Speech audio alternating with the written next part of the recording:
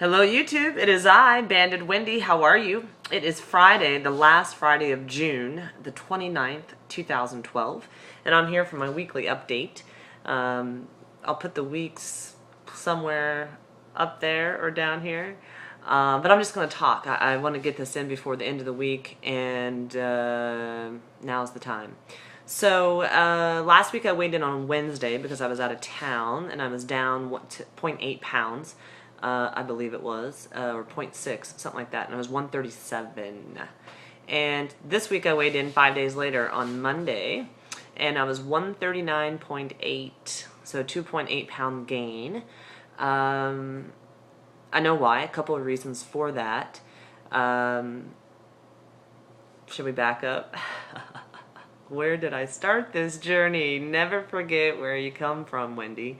On March 23rd, 2009, I had Lapband surgery. I weighed 244.6 pounds. My highest weight I ever saw on a scale was 269. So I had lost some weight before I had weight loss surgery.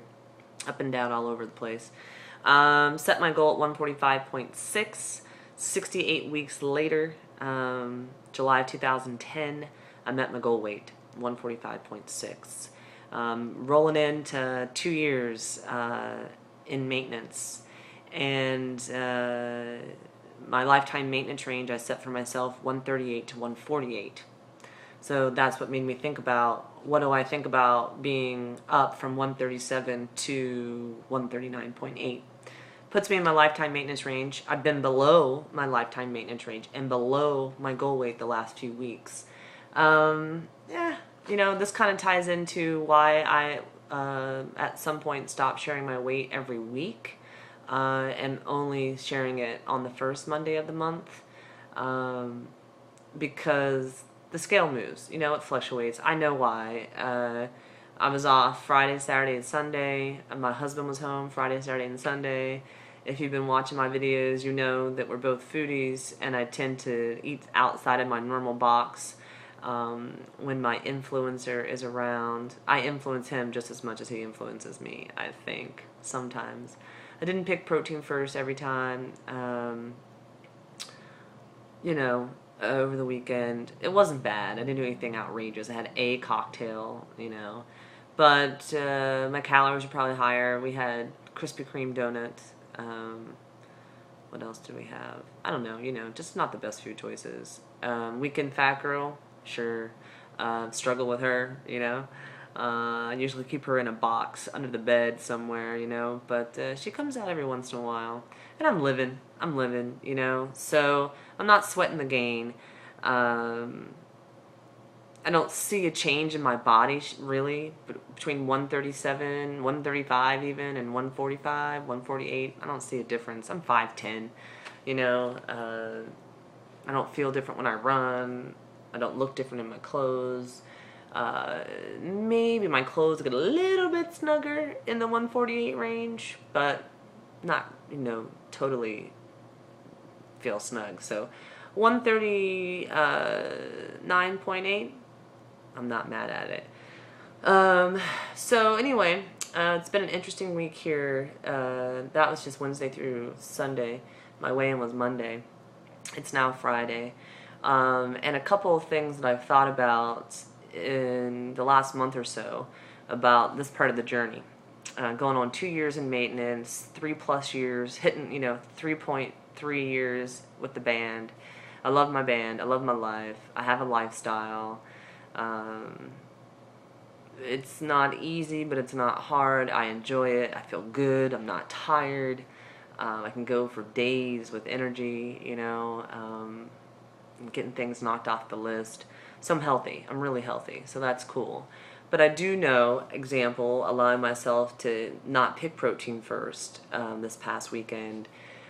You know, I'm aware of it. I do everything with a sense of purpose. I've had to learn that, but that's really important to me. And when I allow myself to take a break, like I did this past weekend, I also started my period. Sorry guys, too much information, but that always affects my weight also, by a few pounds. So, but I call this part of the journey where I'm at with my lap band similar to what it was like before being a weight loss surgery patient and being about a year and a half into a diet weight loss plan, where you know how to do it, you do it, you know what's right, you know what's wrong, or you know what's better versus best or not so good. When you make choices, you say, it's okay. And then you step on the scale and you see, was it okay? You know, the difference is I'm being purposeful, I'm aware, talking about it with you guys. I've talked about it, you know, with my husband. I've talked about it with my pocket peeps, my other weight loss surgery friends. So it's really about going through the journey in a state of awareness and never going to sleep. I'm not turning the light off. The light bulb might need changed, right? Like over the weekend, but I didn't turn it off. It got changed and got right back on. So that's kind of something that I'm aware of, and I just wanted to put it out there that the further out you get in the journey and the more success you've had on the journey where you're not chasing a goal weight anymore and you're just living,